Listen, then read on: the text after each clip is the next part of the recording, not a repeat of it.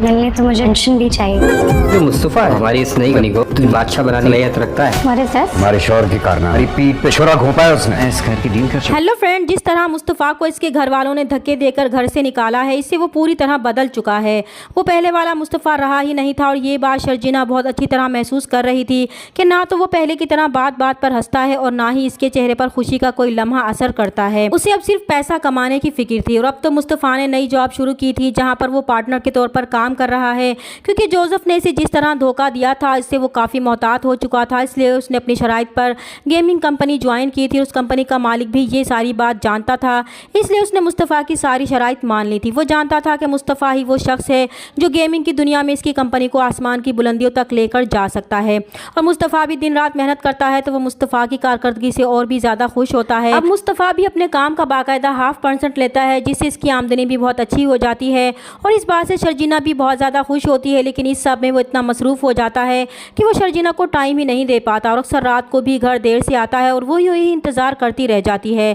अब शर्जीना को लगने लगा है कि मुस्तफ़ा अपने काम में बिज़ी होकर इस रिश्ते की खूबसूरती को खोने लगा है, इसलिए वो मुस्तफ़ा से कहती है कि वो उसकी दवाइयों से लेकर खाने पीने तक इसका बहुत ख्याल रखता है।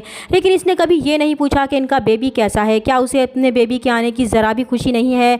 तो मुस्तफ़ा भी कहता है कि जो कुछ इसके साथ हो चुका है इसके बाद अब इसे कोई खुशी महसूस ही नहीं होती, लेकिन वो ये ज़रूर चाहता है कि इस कंडीशन में इसे दुनिया की वो सारी सहूलतें मिलनी चाहिए जो वो डिज़र्व करती है। इसीलिए वो बहुत मेहनत कर रहा है कि उसे दुनिया की हर आसाइश मुहैया कर सके।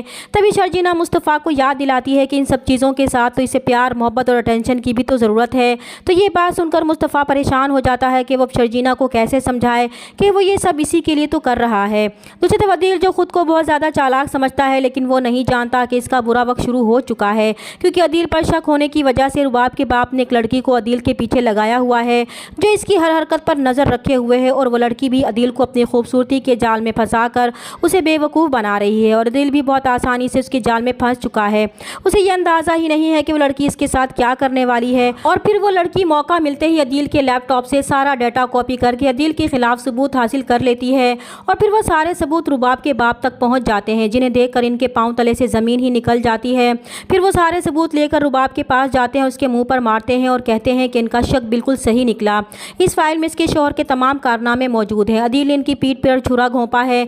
इनका कॉन्ट्रैक्ट वजाहत साहब की कंपनी को मिल चुका है और ये हेरा फेरी अदील ने वजाहत के साथ मिलकर की है। तो रुबाब भी अदील की हकीकत सामने आने पर बहुत हैरान होती है। उसे यकीन ही नहीं आ रहा होगा कि अदील इतना घटिया इंसान भी हो सकता है।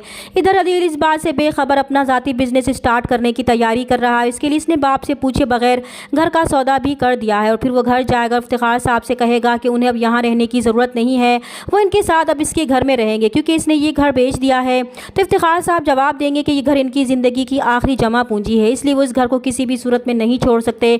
तो अदील उन्हें कहेगा कि अब वो डील कर चुका है और उससे पीछे नहीं हट सकता, क्योंकि वो अपना ज़ाती बिजनेस स्टार्ट करना चाहता है और इसके लिए इसे पैसों की सख्त ज़रूरत है। उन्हें परेशान होने की ज़रूरत नहीं है, वो घर भी इनका अपना ही है। तो मजबूरन इफ्तिखार साहब को अदील की बात माननी पड़ेगी और वो अदील के साथ रुबाब के घर जाने के लिए तैयार हो जाएंगे। लेकिन वो नहीं जानते कि इनके बेटे के किए की सज़ा उन्हें मिलने वाली है, क्योंकि रुबाब बहुत गुस्से में पाकिस्तान आएगी और अपने घर में अदील के माँ बाप को देखकर हाइपर हो जाएगी और इन्हें धक्के देकर अपने घर से निकाल देगी। चैनल पर नए हैं तो प्लीज़ चैनल को सब्सक्राइब कर दें। मिलते हैं नेक्स्ट वीडियो में, तब तक के लिए अल्लाह हाफिज़।